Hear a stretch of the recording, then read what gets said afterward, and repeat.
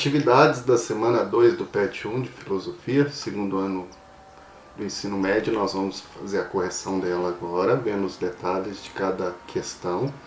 Lembrando que essa semana nós vimos como tema a relação entre a ciência e o senso comum, especificamente a racionalidade científica, os métodos, todos os elementos que constituem um método científico, uma racionalidade mais voltada na ciência. Nós tivemos questões aí objetivas, 2 questões objetivas, 3 questões objetivas praticamente, muito tranquilas, mas que é bom observar os detalhes, porque principalmente você, aluno, quando for fazer vestibular ou Enem, tem que estar atento a essas minuciosidades, principalmente elementos que são do conhecimento, até mesmo termos técnicos, né, que fazem parte aí dos assuntos que envolvem filosofia. A primeira: a ciência deve basear-se naquilo que podemos ver, ouvir e tocar, e não em opiniões pessoais ou fantasias especulativas. Aqui a gente pode lembrar aqueles 2 termos gregos que são típicos desde dos pré-socráticos: doxa, que é opinião, e episteme, que é o conhecimento científico. Então a ciência se baseia em episteme, um conhecimento que é comprovado, verificado. Se a observação do mundo for conduzida de uma maneira cuidadosa e isenta, então os fatos estabelecidos dessa maneira constituirão uma base segura e objetiva para a ciência. Assinale a opção correta. A ciência baseia-se em fatos concretos, fatos observáveis.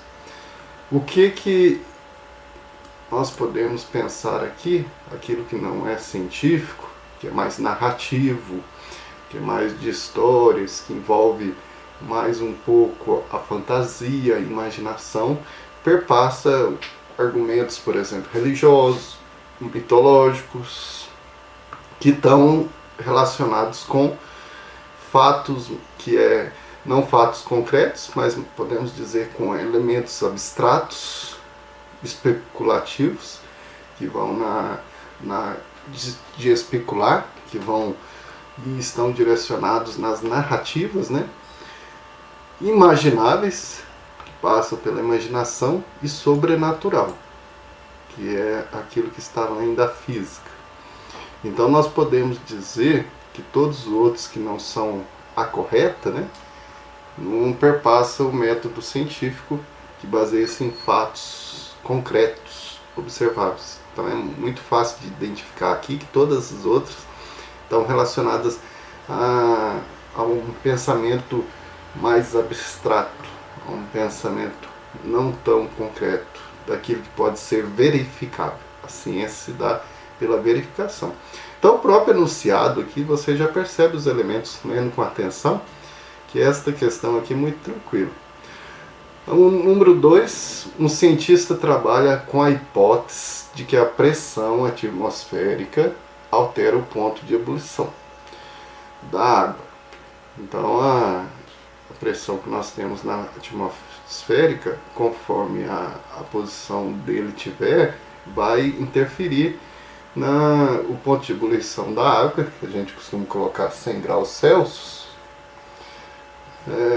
Então vai interferir, vai ter diferença. Só que é uma hipótese. Propõe então um experimento que visa medir com precisão a temperatura de fervura da água em diferentes altitudes, em diferentes alturas, posição vertical, né? A altitude é essa posição vertical que a gente define em que altura que vai estar, então fazendo o experimento e percebendo, a partir disso, da hipótese que havia levantado esse cientista, quais que são os pontos de diferente evolução conforme a altura. Então, este experimento tem por objetivo, aqui nós temos como alternativa correta a letra D, porque o experimento tem como objetivo testar a validade da hipótese que o cientista levantou. Aí nós temos que lembrar aqui aqueles Aqui, no método científico, os passos, né, que eu coloquei aqui o início com Descartes. Descartes tinha 4 passos para o método científico. Depois, é claro que aqui de forma didática, né, porque teve muitas contribuições até antes de Descartes. De certa maneira, ele é o ponto de referência do método científico, e depois Augusto Comte, no século XIX, também melhorou, como outros cientistas no século XX. Mas, de modo geral, você sempre vai ver esses passos aqui. É claro que o cientista pode acrescentar ou adicionar, a ciência nesse sentido é livre, mas nos passos tradicionais costumam então fazer a observação, caracterizar o problema, levantar os dados, criar hipóteses e testar essa hipótese. Se ela for verdadeira, beleza, nós temos o resultado e chega a uma teoria. Se ela for falsa, tem que reelaborar as hipóteses, né? Que pode ser uma ou várias, muitas vezes costuma ser várias, e tem que testar. Então, para você ver que ele levantou essa hipótese da pressão atmosférica, conforme a altura vai alterar o ponto de ebulição, é uma hipótese. Mas depois, no passo seguinte, ele vai testar a validade dessa hipótese. Então é a letra D. Por que não é A? Avaliar a eficácia dos instrumentos de medição pode até ter esta situação se a hipótese fosse isso. Mas conforme enunciado, a hipótese está direcionada que a pressão atmosférica altera. Então o instrumento que vai ser utilizado não é a questão aqui levantada, né? Provar que a água ferve sempre a uma temperatura imaginada pelo cientista. A temperatura não é imaginada, hipótese não é imaginação. Hipótese também não é algo concreto, é uma questão, até mesmo aquilo que é levantado pelo cientista para depois ter o passo da verificação. Questionar a variação da pressão atmosférica também não é o que está pedindo aqui. A questão é o ponto de ebulição, se a pressão atmosférica ela varia. Não questionar a variação da pressão atmosférica, como se a pressão atmosférica pudesse ser questionada, né? E questionar o método científico também não. Aqui no enunciado até poderíamos ter alguma questão, mas percebam que a letra D condiz com aquilo que é o enunciado. Então, muitas das vezes, a gente pode ter também, apesar que a letra B não teria um enunciado que direcionaria essa resposta, mas as outras poderiam até ter se o enunciado direcionasse a essas respostas. Então, muitas vezes você tem aí respostas corretas, mas que não condiz com aquilo que está pedindo, né? Então a letra D é a mais correta aqui, que é testar essas hipóteses. A número 3, nós temos aí, no início do século XXI, os membros de um grupo de investigadores se infiltraram em vários hospitais psiquiátricos, fazendo-se passar por doentes. Os funcionários dos hospitais pensavam que os investigadores eram doentes como os outros. Apesar de se comportarem com normalidade, descobriram rapidamente que tudo quanto faziam era interpretado pelos médicos como sinal do problema mental inscrito nos formulários de admissão. Por que razão os médicos não perceberam? A experiência revelou algo sobre o poder de um pressuposto dominante, o que vem antes, né? Que já estava dominado no pensamento dos médicos. Uma vez aceita uma hipótese, tudo pode ser interpretado para apoiá-la. Então eles já haviam aceito a hipótese. Qual hipótese? Que todos ali eram doentes, independente se praticavam. É como se fosse a gente dizer igual, relacionar um preconceito, né? Já está concebido, não tem como alterar. Entrou ali no hospital, já é considerado doente, independente se está normal ou não. Quando a ideia de que os pacientes falsos tinham perturbações mentais foi admitida como pressuposto dominante, o seu comportamento não importava. Fizessem o que fizessem, seria interpretado de modo a adaptar-se ao pressuposto. Aí eu coloquei aqui, igual o racismo no Brasil, né? Você pode, muitas vezes, há muitas pessoas, isso é muito forte ainda na nossa mentalidade, independente se a pessoa é honesta ou não, ela sendo negra, estando num lugar que talvez levante alguma suspeita, é como se o pressuposto que existe na mentalidade das pessoas de que todo negro é ladrão, isso, independente se ele está fazendo coisa errada ou não, já é um pré-julgamento, né? Então aqui os médicos já pré-concebiam de que todos que estavam ali eram considerados como doentes. O pressuposto dominante, que é esse, né, de que todos que estão ali no hospital são considerados doentes, implicou a aceitação da hipótese de modo... Então a hipótese que está sendo levantada aqui, de que todos ali são doentes, independente de eles estar correto ou não no comportamento deles, então é uma aceitação parcial, porque os pacientes verdadeiros não foram reconhecidos como falsos.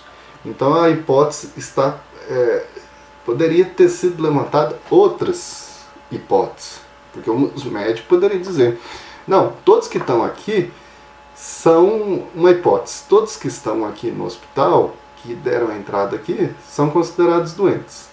Mas nós vamos fazer certos testes que vão condicionar, mostrar se realmente estão doentes, levantar laudos, verificar se realmente são doentes ou não. Então você teria outras hipóteses que interligaria e não teria uma hipótese parcializada de uma maneira que considera só um elemento dentro do processo científico, né? E por que não seria a letra A, né? Cego, porque os investigadores se comportavam normalmente? Não, a hipótese deles se comportarem normalmente não baseava na hipótese dominante, aqui no pressuposto dominante, que todos são doentes. Experimental, por ter sido verificada por experimentos e análise dos fatos, a hipótese é antes da verificação. E não houve verificação, e a hipótese está parcializada porque ela não abre para outras situações em que a verificação depois pode acontecer de mostrar que essa hipótese é falsa, igual nós vimos no esquema anterior aqui. Então, de repente, nos testes de hipóteses, né, que não tem verificação, não está vendo. Se há um pressuposto dominante, não houve verificação se eles são doentes ou não. Está colocado, entrou no hospital, já é doente.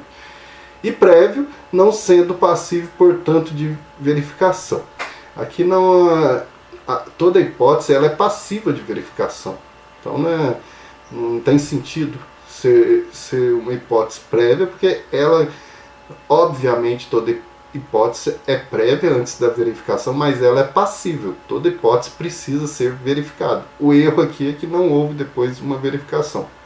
Correto, pois de perto nenhuma pessoa é normal.